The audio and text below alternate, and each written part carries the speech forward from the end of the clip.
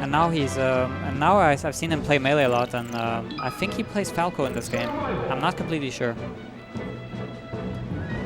I wonder what it is about British players and having numbers in their tag. We have R23 and X1. yeah. And I'm trying to think of other. I get your point though. There are other players like that as well. It just feels very anonymous to have that kind of a tag, you know? There's no real feel to X1. Like there's some kind of like robots. Yeah, exactly. Or like, you know... I am Falco player number 23. Yeah, or if you're on like some sort of streaming service that doesn't require a login and it will just automatically like generate a nickname or something for you. It's like AB23, you know, just random letters and numbers put together.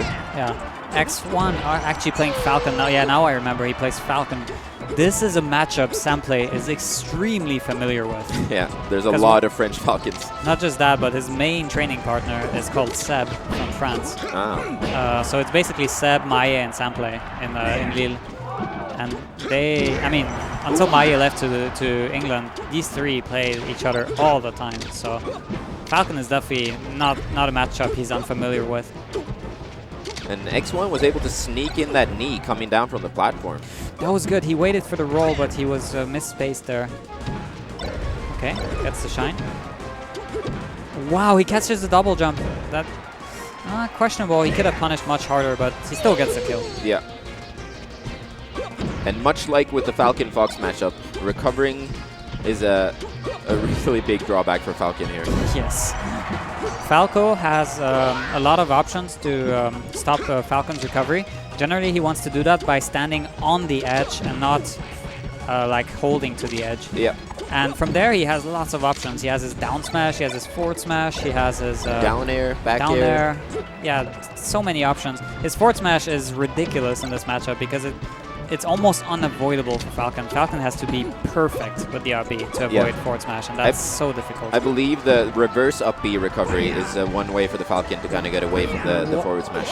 What a nice stock by X1, and he's actually taking the lead, which is very impressive considering how well versed Samplay usually is in this matchup. And I think Samplay is doing a really good job of using his neutral air to kind of set up his combo game. Yeah. Nice roll from the edge. That's the only time you ever want to take the edge against Falcon, is whenever you have a guaranteed edge hog. Yeah. Otherwise, there's generally no reason to do so, because everything can be done from the edge. I mean, on the edge. Oh, double laser to double shine. Oh, interesting idea there. Fall off up air. Looks like Mango, actually. Mango. Yeah, I'm really enjoying Samplay's play here. Yeah, Samplay definitely took it back the last stock. He definitely turned it up.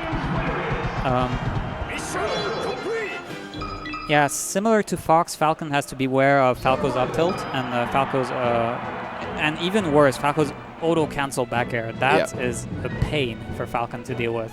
Yeah, it's quite tricky to get around. Quite tricky to get around. Not only is it a huge hitbox, but it's also extremely safe. Like, it's Falco has virtually no landing lag after he does it, so he can always shine or roll away, or so it's a very difficult thing to deal with. But X1 definitely kept it very close, like much closer than I expected him to. So. Yeah, not a bad showing by him by any means.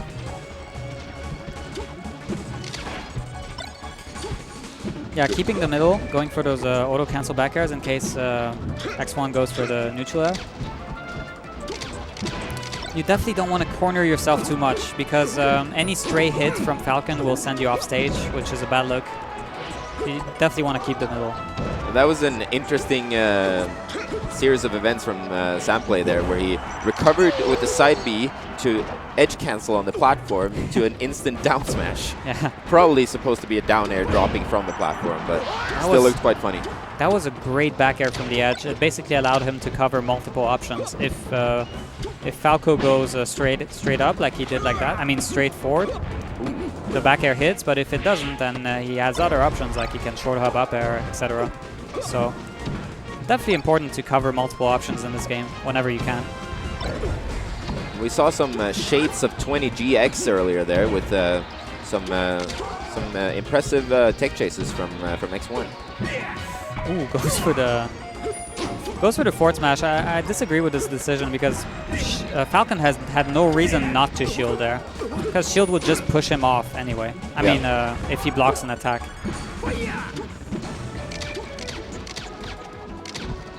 There are times where you have to be able to recognize when the opponent, it's the best logical option to do, shielding. Good back air there. Yeah.